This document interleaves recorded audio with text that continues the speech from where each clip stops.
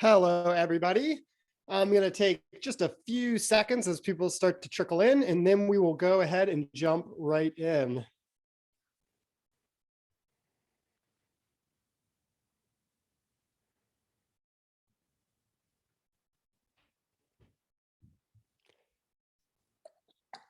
All right. We've got a decent mass of people in the room now, so we will go ahead and get started. The name of my talk today is Delivery Failed, Preventing Ransomware by Detecting Its Precursors. And the general idea behind this talk is that there are a variety of Trojans, offensive security tools, native system binaries, etc., that adversaries use to deliver ransomware. So we're going to talk today about what those are, and I'm going to offer like very, very specific advice on how you can go about observing and detecting them. But before we go too far, let me go ahead and introduce myself. So my name is Brian Donahue. I am a senior security specialist at Red Canary. So what that means is that I produce educational and research content for the InfoSec community. And some of that content, like the biggest probably piece of content we produce every year is an annual report called the Threat Detection Report. So beyond that, I also work on external facing blogs. I help people give talks. Obviously give talks myself, and I help others produce content. So the topics that I generally tend to cover can be sort of broadly categorized under security operations. And then specifically within that field, I tend to talk about things, me and my team, the education and research programs team on the community organization at Red Canary, we tend to cover topics like detection engineering, threat intel, threat research, incident handling, incident response, testing and measurement, basically any discipline underneath security operations is something that we're going to write about and talk about and produce videos and other content about. And the reason for that is like fundamentally security operations, as everyone in this talk right now knows, are hard, right? And so we are trying to grab all of the expertise that we have within Red Canary and sort of externalize it to sort of help people get better at security operations. So to give you an idea of how I got to where I am today, I started my career as a journalist. I worked for an information security news outlet called ThreatPost for about 5 years. After that, I transitioned into a sort of second half of my career as an intelligence analyst. Now, I love doing intel analysis, like it's just a really, really fun field to be in. However, the one thing that I wasn't so keen on with intel analysis is like the small readership, right? Like as a journalist, I had lots of readers. As an intel analyst, my readers were just customers. So I have gotten to a point now where I kind of get to mix those two things, right? So most intel analysts, which is ostensibly like what I am, right? That's kind of what I've become. But instead of having sort of a customer or a set of customers or like an internal team that I serve, I try to do intelligence for like the whole information security community. So the third bullet here in our template specifies that we're supposed to tell a fun story about ourselves. And since this talk is about ransomware, I'm going to tell you my ransomware story. So when I was like a much younger man in college, I was on a website called LimeWire, downloading some totally illegal files. And I downloaded what was, I assume, an early version of ransomware. And this was long before I got into security. So it locked up everything on my computer, and I naturally couldn't go on the internet to figure out what was wrong. So I went into my roommate's room and started Googling around and figured out like the name of the malware that was on my computer. And I found a forum with all these instructions on how to get rid of it. And the forum basically was like, go into your System32 directory and just start deleting everything. So being naive and frankly dumb, I did exactly that. I bricked my computer. I guess in a sense, I solved the ransomware problem, but like completely destroyed my computer in the process. And now, like with the benefit of hindsight, I realized that the delete your System32 directory trick is like a classic troll move. And I have a feeling that I might be the only person that's ever fallen for it. So now that we've got all of these pleasantries out of the way, let's get right into the talk. So, what is the best way to detect ransomware? Well, the best ransomware detector is someone telling you that all of their files just got encrypted, right? So I obviously say that somewhat tongue in cheek because while it does have a 0% false positive rate, it's also 100% entirely too late. So another like sort of more serious way that you could think about detecting like the actual ransomware itself is to look out for the manipulation of vssadmin.exe, right? Like deletion or manipulation of backup copies is usually a pretty good behavioral indicator that you've got a ransomware incident on your hands. But the problem is like the ransomware incident is kind of already on your hands if vsadmin is getting messed with. So like that usually happens like after encryption has started. So it's also too late. Now, the good news here is that ransomware doesn't walk alone, right? It doesn't just magically materialize on an endpoint. It's often a payload that's delivered by another malware component, such as a Trojan or like some offensive security tool or some other such thing. And the point here being like, and this is where we get into this idea of precursors, right? Like ransomware is delivered by other things. So like, to give you guys a definition of how we think about precursors, like I don't know who coined the phrase ransomware precursor. It's kind of a generalization. I first heard it from my colleague, Katie Nichols, but I don't know if we coined it or if it's been used before. So I'll try to define it for you vaguely or generally, I should say. So in our mind, a ransomware precursor is basically anything that like facilitates the delivery of ransomware. So it could be a Trojan like Qbot or TrickBot or any other number of Trojans, many of which we will talk about today. It could be an offensive security tool like Cobalt Strike or Metasploit or Mimikat. We're going to talk somewhat extensively about Cobalt Strike today. And then it could be like a native native or third-party software, right? It could be like a file transfer utility that's getting used. We'll talk a bit about that. Could be like any number of native operating system like binaries, right? Things like regsurf32, rundl32. We'll talk about those as well.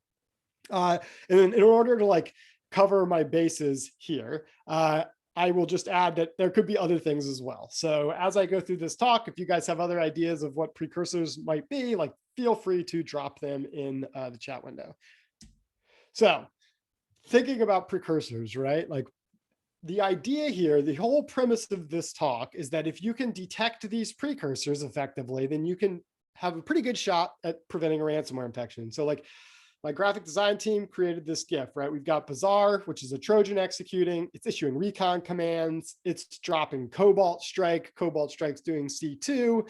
You detect some of that Cobalt Strike and boom, you've pretty much stopped the ransomware potentially. So like, and honestly, like we're just choosing ransomware or the Cobalt Strike as the interception point, but like you could potentially intercept it at these recon commands, although that's a little complicated because they're very noisy. But you could also like, maybe you have some sort of distinct indicator that you use to detect Bazaar, and that will help you. So throughout the rest of this talk, we're going to be talking about sort of the ransomware precursor threats that we observe most often. And I'm going to tell you exactly how you can detect them using endpoint telemetry of one kind or another. Before I get into that though, I need to sort of give you the background of like where all of this data that we're going to be talking about is coming from. And all of it is included in our 2021 threat detection report. So don't feel like you need to go crazy taking notes or anything, because everything I'm about to say here today is like written very thoughtfully and probably much more clearly and concisely in the threat detection report. You can get a copy of it on our booth. So our threat detection report basically takes a macro look at all of the threats that we detected across all of our customers at Red Canary in a given year. So like from all of the things that came across Red Canary, we generated 14 million investigative leads. And I will describe exactly what that means on the next slide. We ended up shipping off 20,000 confirmed threats to customers. And I want to be very, very clear here. These are actual realized threats, right? These are not alerts. Like we're doing the triage, confirming the veracity of threats and shipping them to customers. The false positive rate is incredibly low, like less than 1%. So the data that we're talking about here today, like there is no ambiguity. It is real, actual threats. And then, we generate one report. So much more granularly, we gather endpoint telemetry from our customers' computers and servers. And that comes in at a clip of about 400 billion pieces of telemetry a day. Sort of put in a different way, that's somewhere north of a petabyte of data coming through our engine every day. That telemetry is parsed against in-house, like custom-built detection analytics. And an example of what one of those detection analytics might be, and I'm making this up, so it may or may not be an actual behavioral analytic that we use, is like if we've got telemetry that shows a process that is winword.exe, right? So Microsoft Word, spawning a process that is PowerShell.exe, so PowerShell, right? And maybe PowerShell is we're recording PowerShell, like making a network connection and pulling down a binary, right? So like if the telemetry that we observe matches that detection analytic, that raises an event, right? That event then gets investigated by the detection engineers, who are like the same team that are developing these analytics, are also investigating these events, right? So maybe for some reason that I don't understand, like there's a legit reason that Microsoft Word is spawning PowerShell and PowerShell is reaching out to an external website and pulling something down, right? However, like the point I'm trying to get across is that that's probably some sort of like macro enabled phishing or spear phishing attack. So like in the off chance that it's legit, we can hide or suppress it so that the customers don't see it. But in the likely event that it's malicious, that gets shipped to a customer as a confirmed threat detection, right? And that confirmed threat detection includes a wide variety of information, including like all of this context that occurred on that endpoint around the time that the threat occurred. That could include things like file modifications, network connections, process executions, command line parameters, et cetera, et cetera. Now, there are two other pieces of information that are somewhat important to cover that get included in these confirmed threat detections. One of them is very important in the context of the threat detection report, but not so important in the context of our talk today. But I want to go over it because like I'm kind of giving you guys an advertisement for our threat detection report, which I really, really want you to read. And then the other is basically what we're going to be talking about today. So these behavioral analytics that we develop are mapped to MITRE attack techniques whenever possible. So for any confirmed threat that's going to a customer, there can be one or more MITRE attack techniques associated with it. So when we pull the data at the end of the year, we basically count and rank and stack those MITRE attack techniques to come up with a top 10 list. And the report for the first 2 years in its existence was just that top 10 list, right? Like we created the top 10, and we'd go through and say like, okay, so PowerShell is number one. Like, let's write about why adversaries leverage PowerShell. Let's write about what you need to have access to observe PowerShell. And let's share like the specific behavioral analytics that have been most useful for us for catching malicious and suspicious PowerShell. So, right, like we've got this top 10 list with detection ideas and collection requirements, et cetera. So that's only half the report now, because over the last 2 years, we've developed a really functional intelligence team. So for all of these confirmed threats now, our intel team goes back through after they've been shipped to customers and reviews them. And they try to take these confirmed threats and align them with known threats, right? The distinction there being like, we might detect something that we know is malicious, but we can't tie it back to a specific named threat. Or we might detect something that's malicious, look at it and go, oh, hey, that's TrickBot, right? So the Intel team, one of the things they do is make those associations, and they automate a lot of it over time so that we're less and less reliant on these manual reviews. So like getting to the point here, the other half of the threat detection report now is a top 10 threats list. And just to be perfectly clear about the distinction here, techniques are the behaviors that adversaries deploy in the service of conducting attacks, right? So these are MITRE attack techniques. These are actually parent techniques, like command and scripting interpreters got things like PowerShell and Windows Command Shell as sub-techniques of it. Signed binary proxy execution has things like RunDLL32, RedStub32 as sub-techniques of it. Now, as I said, like I'm giving you guys a look at this as sort of an advertisement for the threat detection report. But we're not going to talk about techniques today. What we're going to talk about is threats. So, and to be clear, threats are like either groups. So TA551 here at the top is a group. Most of these are malware, things like Qbot, IcedID, Schlayer, and then some of these are like offensive security tools, right? So things like Cobalt Strike and Mimikatz. Now, if you look at this list, you might have two immediate observations. Actually, just one probably. Like Brian, you're giving a talk like ostensibly about ransomware. Why is there no ransomware in the top 10? And that's a good question. And I'll answer it on the next slide. The other question you might be asking yourself is, why are there padlocks here? Well, these are the ransomware precursors that I was talking about earlier. So when we started thinking big picture about what was in the threat detection report, the first thing that occurred to us was, wow, 6 of our top 10 threats are threats that we know either from direct observation or from open source intelligence. We know that they deliver ransomware in certain instances. So we said, wow, that's crazy. Like a full 60% of our top 10 are ransomware precursors, or things that, like, if you don't detect them, they can lead to a ransomware infection. So, right? No ransomware there. And the reason for that is that we are really, really good at detecting these Trojans and these lull bends and these offensive security tools that ultimately lead to the delivery of ransomware, right? So like the fact that 6 of our top 10 are ransomware precursors, like the fact that we're detecting those at a high volume is great defense against ransomware. Like detecting precursors works. And that is the point of this talk. Now, I should specify, like, we do see a lot of ransomware.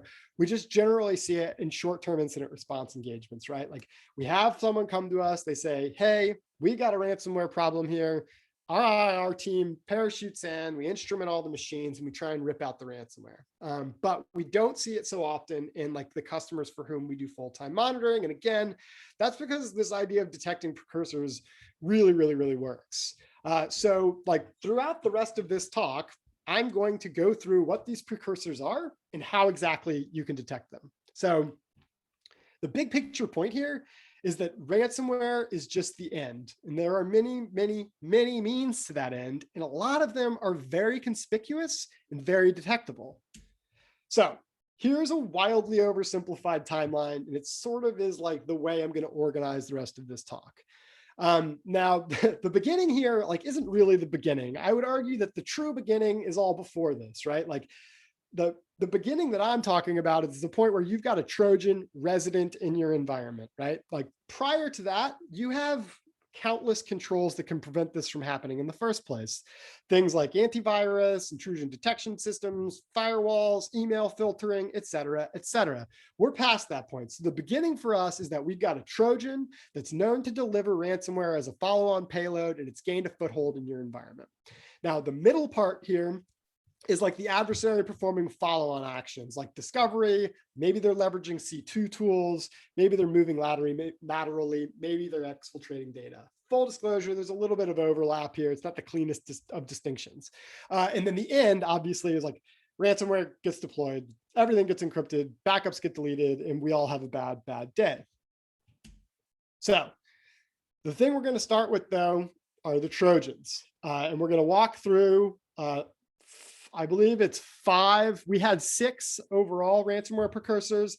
5 of those were Trojans. We're going to talk about 4 of them. We're not going to talk about Emotet because, frankly, we just haven't seen Emotet since it got taken down earlier this year. So that's a good thing. The first Trojan we're going to talk about is Qbot.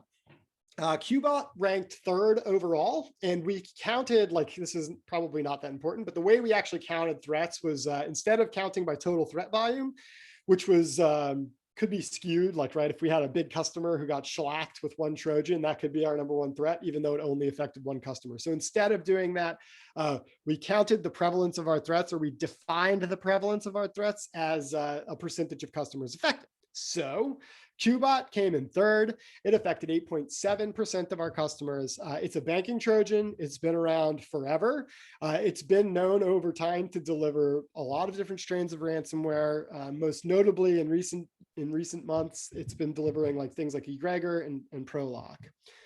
So since kind of around October 2020, we've observed Qbot being delivered as a DLL. right? And it subsequently executes using signed binaries like run DLL32 and reg server 32. And these often spawn from Microsoft Word or as Excel macros as part of initial access. So if you want to observe Qbot very early on in its infection cycle, you can look for the execution of a process that appears to be winword.exe or excel.exe, spawning either regserver32.exe or rundll32.exe.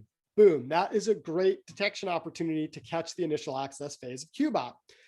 Alternatively, and I'll show you what this looks like in like real telemetry on the next slide. But alternatively, like you can also look for command lines that include run DLL32.exe and DLL register server in the command line, right? So I should note, like for the first detection opportunity here, like this is high fidelity. It's pretty unusual for Word or Excel to be spawning either of these signed binary proxies.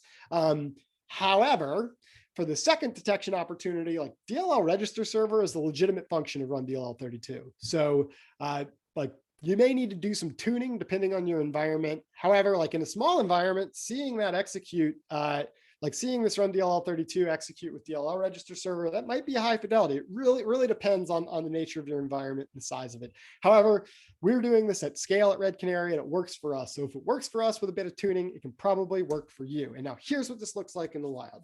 So as you can see up here at the top, we have a process that is xl.exe. That process is spawning a process that is run DLL32.exe. Now that we look at the command line, we can see that second detection opportunity, right? We've got a command line that includes run DLL32 and DLL register server. Now, as an added bonus here, take a drink of water.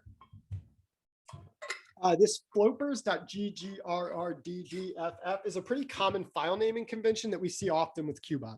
Now, it's not as good of a detection analytic because it's easy to change, right? Like Excel spawning another process, like that's behavioral, tough for an adversary to change that.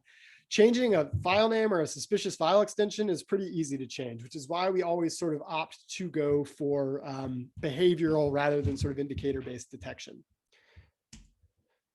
All right, so moving on to our next detection opportunity. One way that Qbot steals sensitive information is by extracting browser data from like Internet Explorer or Microsoft Edge using the built-in utility esentutil.exe.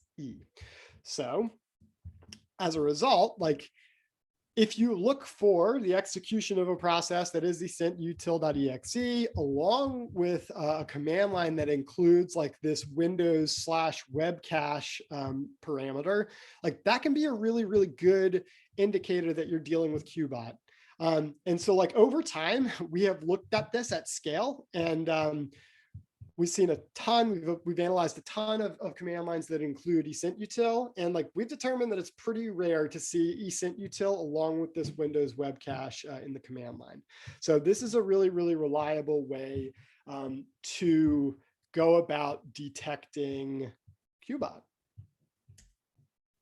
All right, last but not least, we've got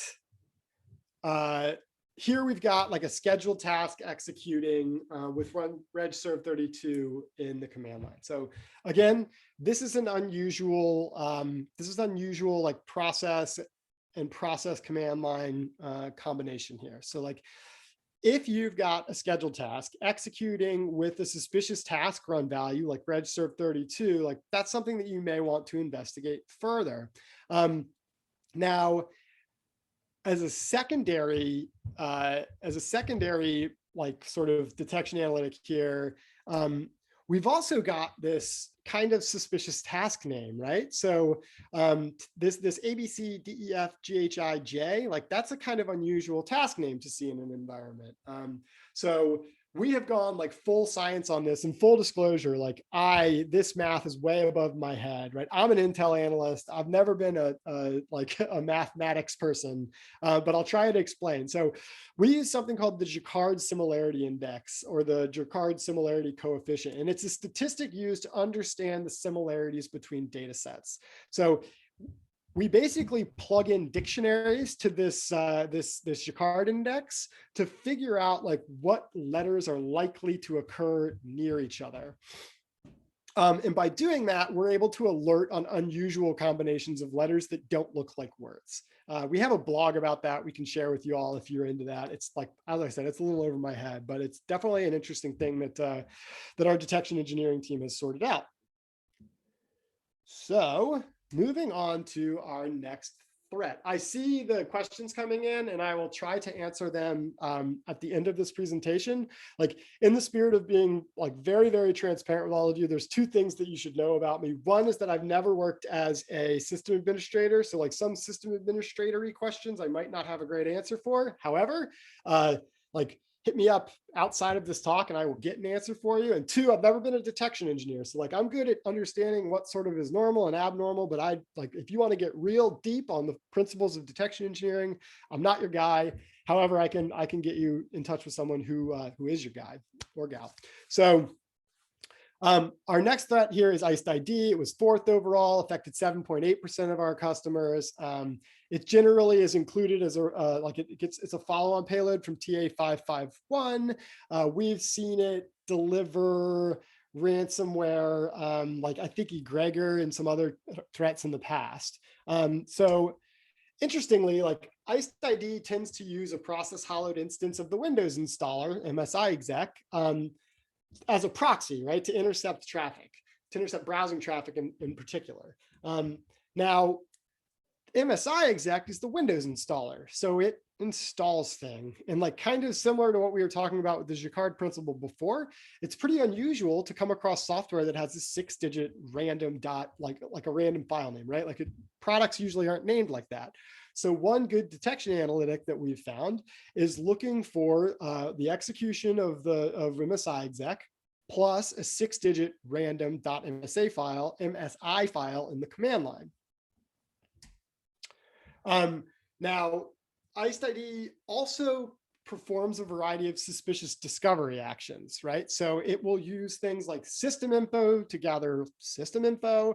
It will use things like NL test to enumerate domain trusts and list domain controllers. So another good detection opportunity is to look for the execution of MSI exec along with command lines that include like NL test, or I should say, to look for the execution of MSI exec along with other processes like NL test and systeminfo.exe. And like you can see this included down here, right? We've got MSI exec spawning system info. We've also got MSI exec spawning NL test. Also, if you look at this NL test / domain trusts / all trusts, that's a nifty little detection analytic on its own that we're going to get to in the TrickBot section here that has detected lots of malicious stuff for us. All right.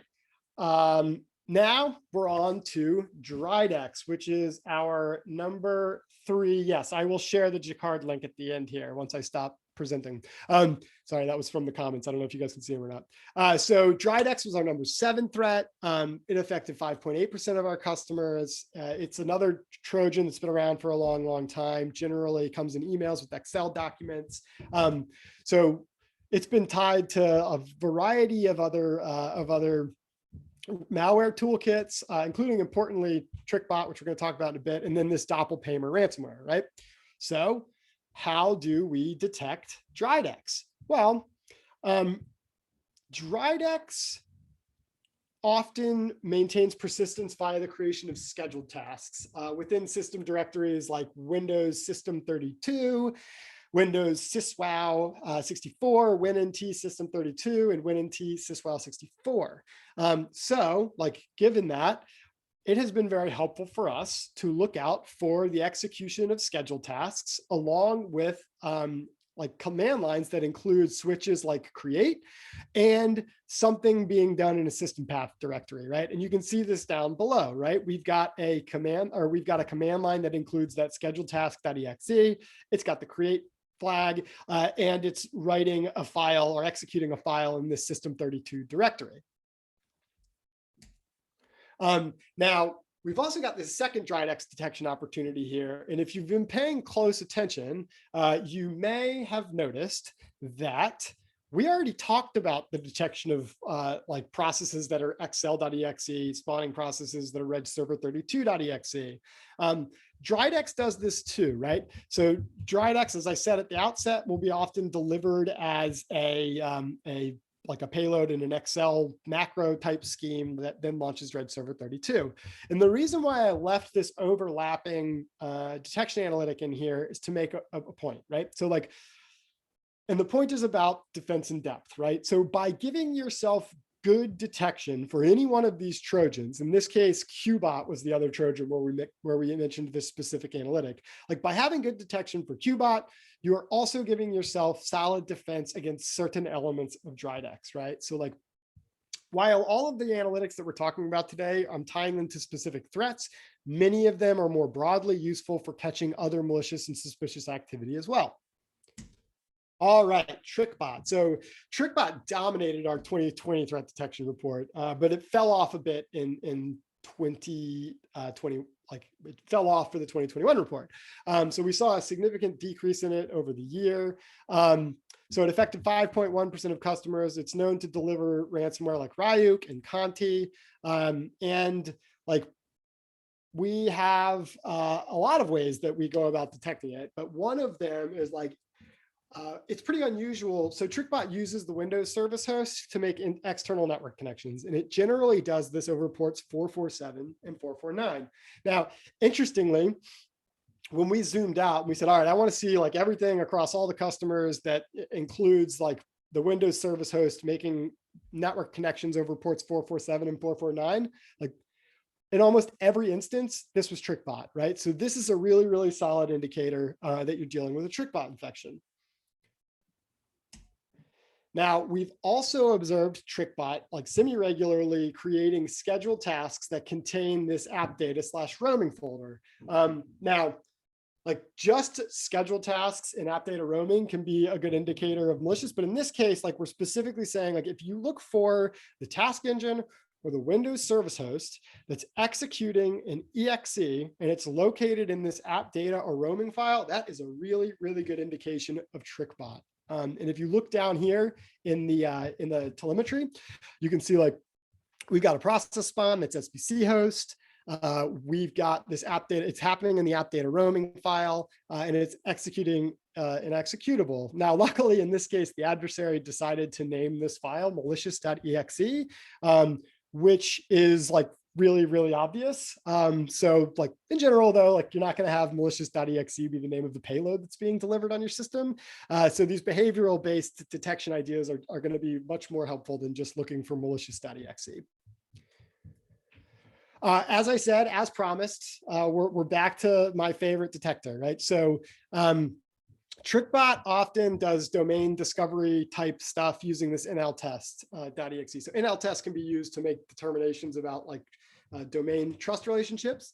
And as a discovery action, we have observed TrickBot like executing nltest with a command line that includes like DC/DC list with a specific domain, or like more reliably /domain trusts or all trusts, right? So like if you see nltest with like anything kind of trust related going on in the command line, that can be a really, really solid indicator of TrickBot.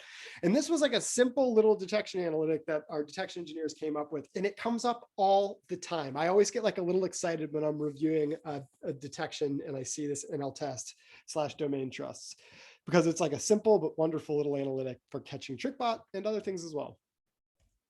All right, so let's move on to the not Trojans. So we're going to start with Cobalt Strike. So obviously Cobalt Strike is a post-exploitation tool. It is like, I guess you could argue it's an offensive security tool. We could also go on Twitter and scream at each other about how it's just malware, but we're not going to do that today. So like, it basically performs a variety of C2 actions, and it's used in the service of a bunch of malicious threats, like named malware, state level adversaries, you name it. So it was our second most prevalent threat. We see it all the time. 11.6% of our customers face a Cobalt Strike related incident this year.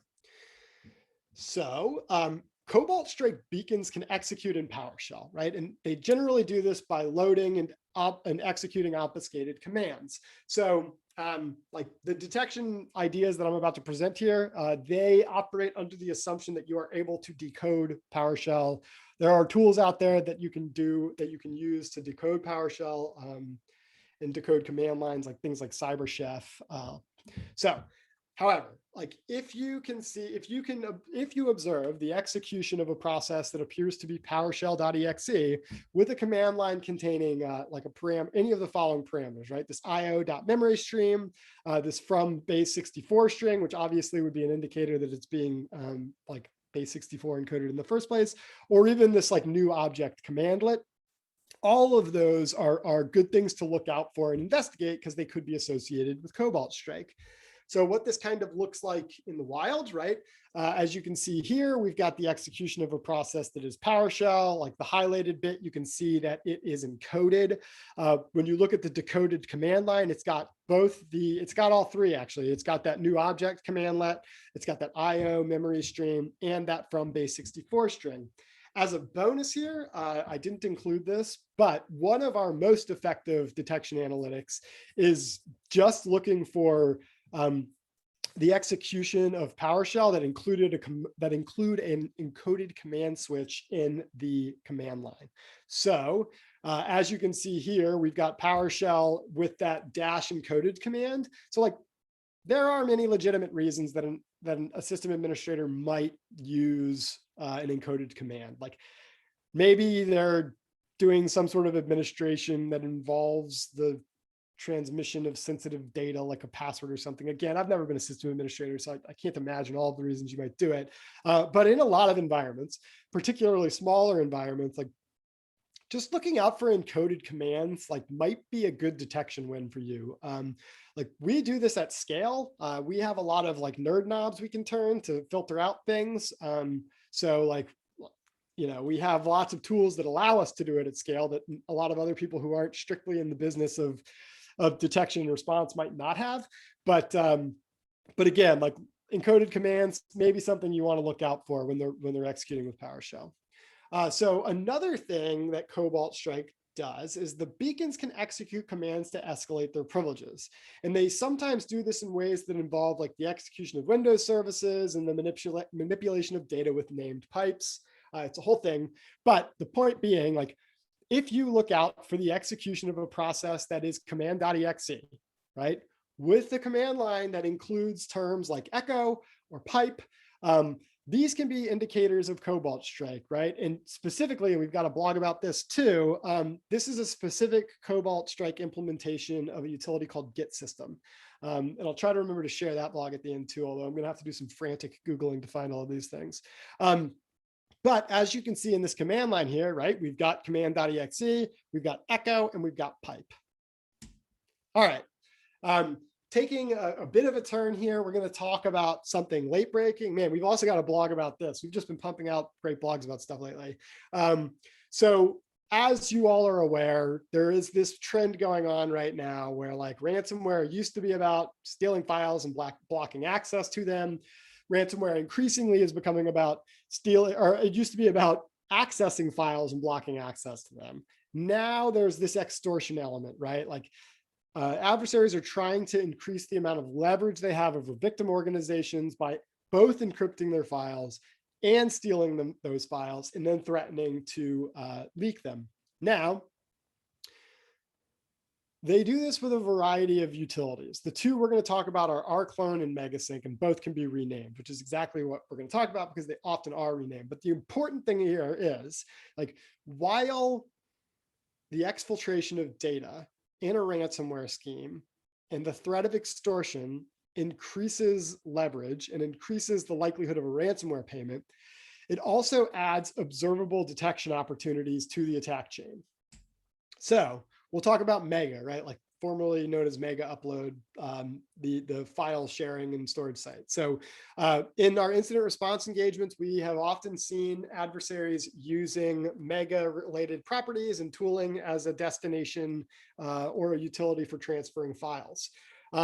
So like one way to detect, and first off, like, I don't know, I can't think of a reason why a legitimate enterprise should have Megasync running in it, right?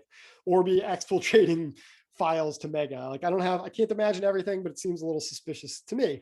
So like, as I said, these Mega, because of that, right? Because of the reality that Mega is pretty unusual in an enterprise, adversaries tend to try to avoid application controls by renaming it, right? So being able to detect on this will require the ability to cross-reference like presented names with binary metadata. But if you can do that, you can do a pretty good job of detecting the malicious use of Mega and related utilities by looking out for the execution of a process that like where the process name does not include Mega, but the internal binary name does include Mega, or it's signed by Mega Limited, right? So like the presented name isn't Mega, but the metadata signifies that it is actually MegaSync or Mega or some Mega related utility. MegaSync, by the way, is a utility that Mega provides to its customers for free to move files around. Rclone is definitely a more common utility used legitimately and illegitimately. Like most of us have probably heard of it. So kind of the same game here though, right? So oftentimes they're going to be renaming Rclone to hide from application controls. So if you look for a process that's not named Rclone, right? So like something that isn't Rclone is executing in your environment, but it's got a binary original name that is Rclone, or it's got a binary description that's rsync for cloud storage, or a binary internal name of Rclone, or a binary company name of rclone.org, or a binary product name of Rclone. All of that is an indication that someone is using Rclone suspiciously, and it's inherently suspicious if you're renaming this thing in your environment, or if it's being renamed, I should say. All right, so we are coming up on the end here, sort of. And like in this talk that has been for the most part about ransomware, I have only talked about the Trojans that deliver it. So we will close here with a talk about, like a very brief talk about detecting the actual ransomware itself, which I briefly touched on at the beginning.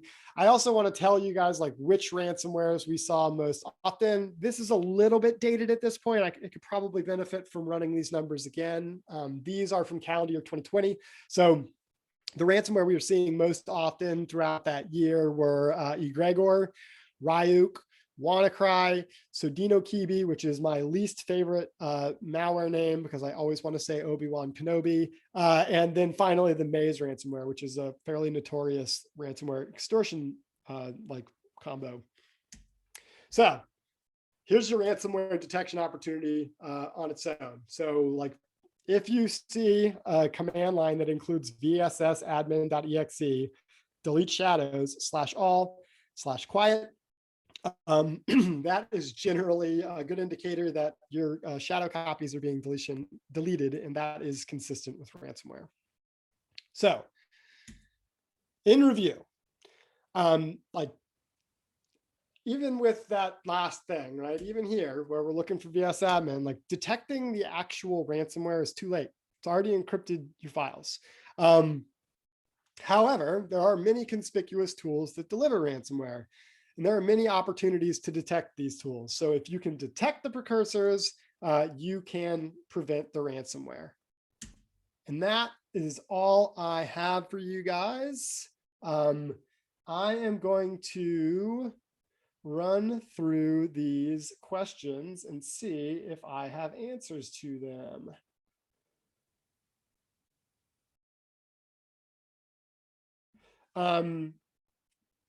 So I've got one question that says, hello, to your knowledge, has anyone been successful manipulating data execution prevention to detect or alert on ransomware?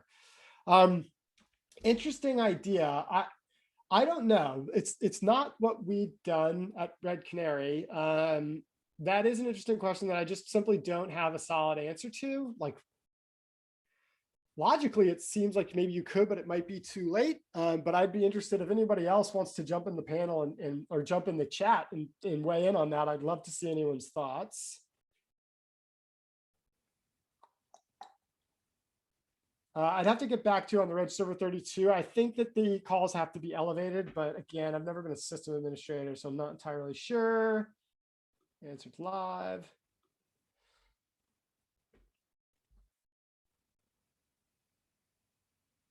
I've got a question that says, we expect that an EDR solution will be able to automatically detect these IOCs, correct?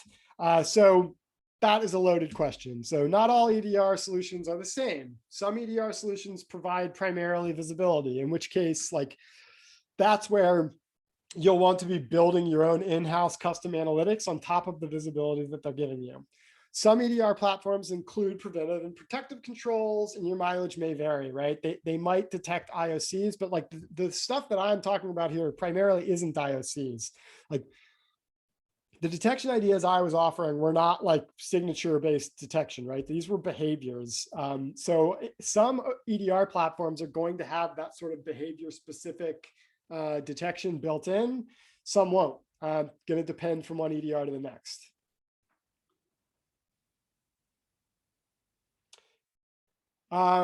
I would say that, so I've got a question that says, of all the detections you've described, a decent AV tool should have these baked in, right? I would say wrong. Like an antivirus tool is going to do signature-based detection. It's not necessarily, now antivirus is confusing because like when I started in this industry, antivirus was the thing. Now everyone's an endpoint protection platform, which has a significant amount of overlap with EDR. So the answer is like, it depends. But I would not necessarily expect an antivirus tool to detect on like this sort of process, these sort of process and command line monitoring based ideas.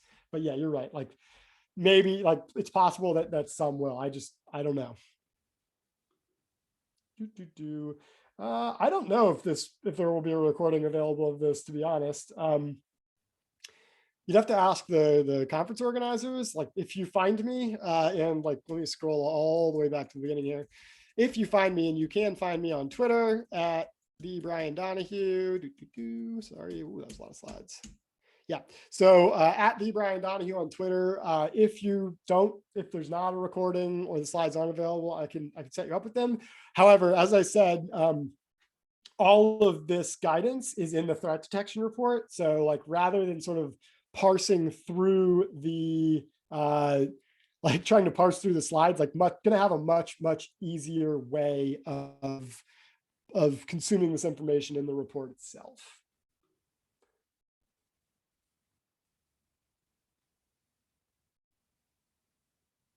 So I got a question that says, does someone have a register of ransomware behavior for reference? For example, if 90% of ransomware goes for VSS first or security elevation or backups, that would be where we would concentrate our efforts. Not that I know of. That's a really great question though, and I would love to see someone try and do that. Now, specifically with VSS, I think that happens like in tandem or after encryption starts. It might not be a great place to try to detect, but that's why we talk about doing detection on like these precursor binaries, right? Because those effectively are the things that ransomware goes for first. But yeah, I would love to take like a slower, more atomic look at the ransomware schemes itself. When I've asked our detection engineering team, like basically the same question, their answer has kind of always been like, no, you kind of need to go for the stuff that's happening before like the actual ransomware binaries are dropped on a system.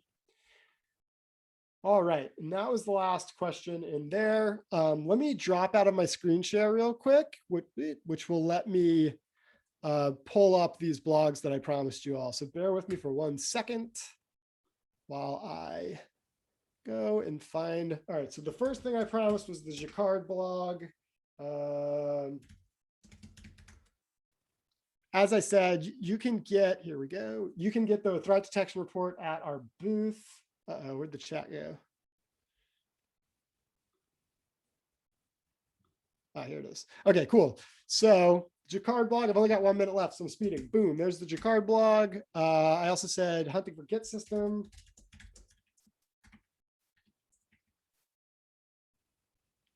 Here's the hunting for Git system blog. So this will help you with some Cobalt Strike based detection. And then the last thing I promised was the Rclone blog. Rclone mega. All right, yep, and here is our blog about detecting those file transfer utilities. All right, oh man, I think I got it in just in time. All right, thank you everybody so much for your time today. I really enjoyed talking to you. I hope you found this useful. As I said, reach out to me on Twitter if you have any follow-up questions, and I can try and either answer them myself or hook you up with someone who has a good answer. Otherwise, have a great day. Enjoy the rest of your conference, and thank you for your time.